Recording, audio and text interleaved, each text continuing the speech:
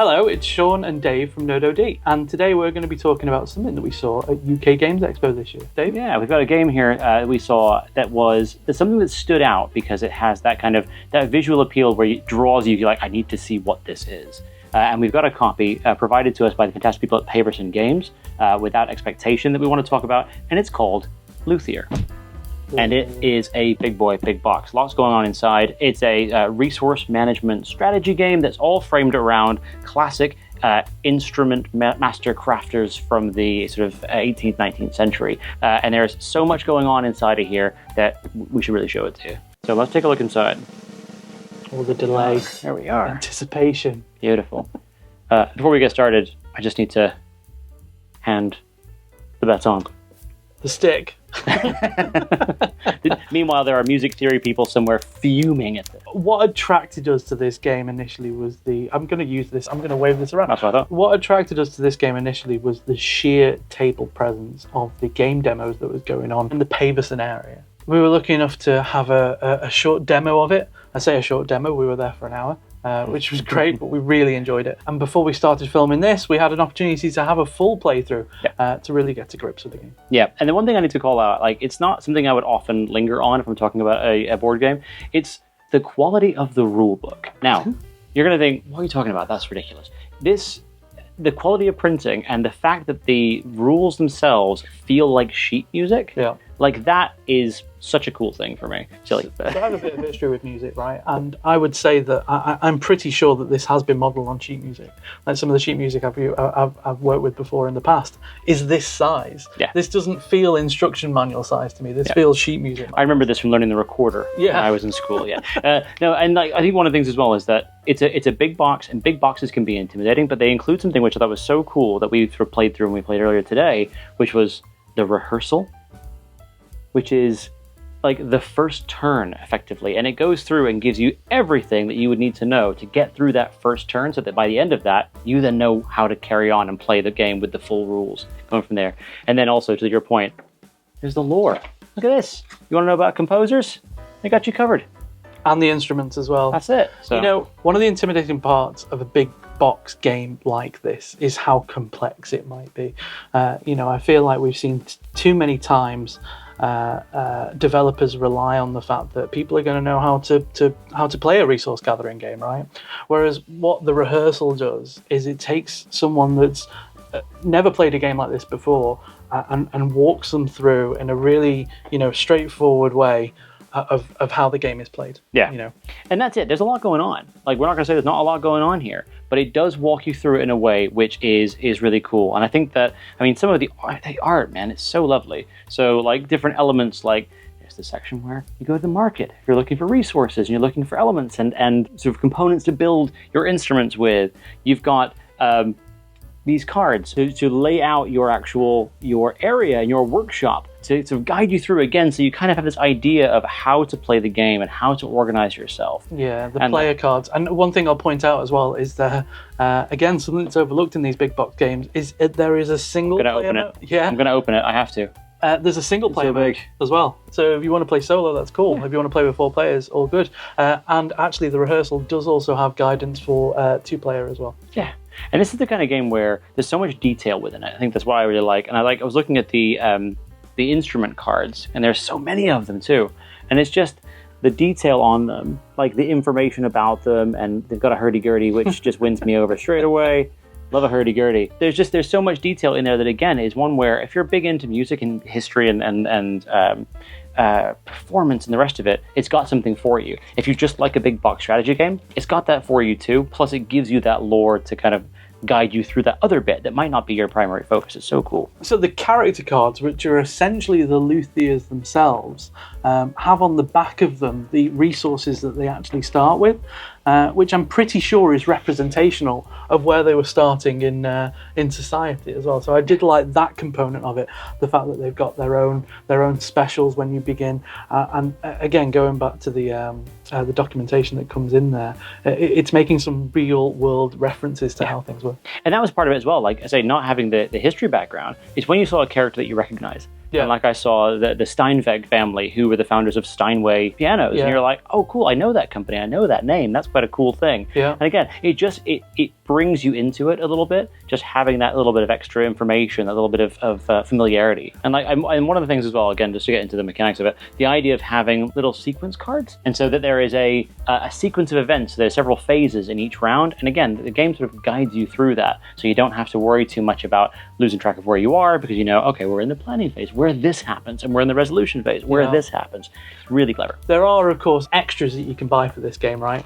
And one of the ones that I first saw that I thought, I wasn't sure what the point of it was really, was the real baton that you can get. But what I was surprised to find was the fact that that isn't actually just an extra. It comes as a cardboard one in the box.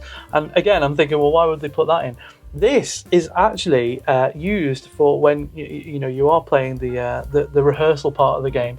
Is for whoever's driving the rehearsal to be able to go and point at things and say, that one goes there like that. Let's pop a piece over there, and you're using the baton to do that. It's got a real world thing. We couldn't stop him using it. Couldn't stop him using it. A good hour after the game ended. And tokens for days. Look at those little tokens. Aren't they cool? I love tokens. So Dave, talking about the theming of this game and the amount of work that's been put into that, and if you don't mind, I'm just going to read you a paragraph from the book. So the best artisans will bone their crafts, please their patrons, and garner prestige enough to attract even royalty's notice. And then it says, so grab your chisel and apprentice to bone your art. So I wonder if you could maybe translate that into 21st century. No, I think what got me with the game is that it's all about being that craftsman and deciding how you're going to build your prestige. So you've got across the bottom of the board, there's a prestige tracker that's at the top and be sort of the #1 luthier that's around. And you do that through recruiting new patrons at the salon to carry out their requests. You can perform with the orchestra, which gives you other rewards, like claiming the first chair, which can provide its own benefits. You've got the guild, where you can get new instrument requisitions or orders to craft and build, or you can repair existing instruments. There's a number of different ways here, all of which contributes to that prestige you're building as a luthier craftsman. And then you've got the awards, of course, which is where you're sort of fighting to be not necessarily the first, because to be the second or third in a certain category, you actually get more points. So there is that element of competitiveness and trying to understand what your opponents are trying to do. I enjoy that part. I mean, the pacing is a lot of it, right? Like some of the elements, you want to be the first one to get it. You want to secure that first chair in the orchestra pit. But then when it comes to the awards, the later the award, the higher the reward. Yeah. So the person might rush in there to claim one, but actually you're better off waiting a bit longer. But if you wait, what if you miss your chance? There's that gamble, which I think it factors into it so much. And that's all. Sorry, I've got to take it back to the rehearsal, because I love that component of the game. All that we just spoke about there is all featured in the rehearsal in the first part. So it makes sure that every single player has done a certain part of the game, just so everyone's like, oh, so that's what that does. I think it's really good the way they've done that. And that's the thing. I think going through that rehearsal was one where there's a lot of icons, there's a lot of tokens, there's lots of different cards to work through. But because that is set up in a way where you experience all of those things, then you come out of it going, oh great, I know how to play the game. I get this now because I've done all of those things over the course of one round. Yeah, so in the early stages of the rehearsal, we were very much relying on what the book was saying, but after a couple of different rounds, I remember we were like, hang on, let's do what's on my card first and really understand why I've done that. And then we started using the rehearsal as like a checklist of checking our work. Absolutely, is what we've done right. It did take a while, and I think that's because we are going through things step by step, because we're new to this game. But I think once you've played the rehearsal once and taken that time to learn you've got a good a good runway to get back into it the next playthrough and just go your own way from the start. Learning from scratch with a box game this size, with this many components and this many elements to it, it can be very intimidating. I mean, I came into the room and you had already been setting the board up for a period of time, so I arrived at a board with lots going on, which could be hard to go in from scratch with the rules. But the idea that the rehearsal walks you through that and explains the thinking too. So it isn't just a matter of do this, then do this, and do this. It does also give you an element of you're doing this because on the next turn you're probably going to want to do this, and this will set you up for that. Really useful. I haven't actually encountered a game before that's given you that kind of setup to get into it. outside of a sort of a structured demonstration or something. So that was really cool to find. Talking about things you've never encountered before, I wonder if we could maybe take a few minutes to talk about the optional extras to this game, because there are a lot, right? Whilst today we played with the standard version, there is a deluxe version as well, and there is something that I'm really excited to show you, actually. Let's move us out of the way. So, would you believe, Dave? I'm saying, would you believe you played it? I might believe. Would you believe that these are actually the dice that come with the standard version? But what do you need when you have dice? I don't know. What are you going to show me? Now, before you do this, I saw this on the table when we were at UK Games Expo, and I assumed it was simply a demonstration thing because it was shaped like an old-fashioned pipe organ. I thought that's quite cool for a thing about instruments. How cool is that? And then the person at the table did this. It's a musical dice tower. So cool. And it does a chord. It does a chord. It is such...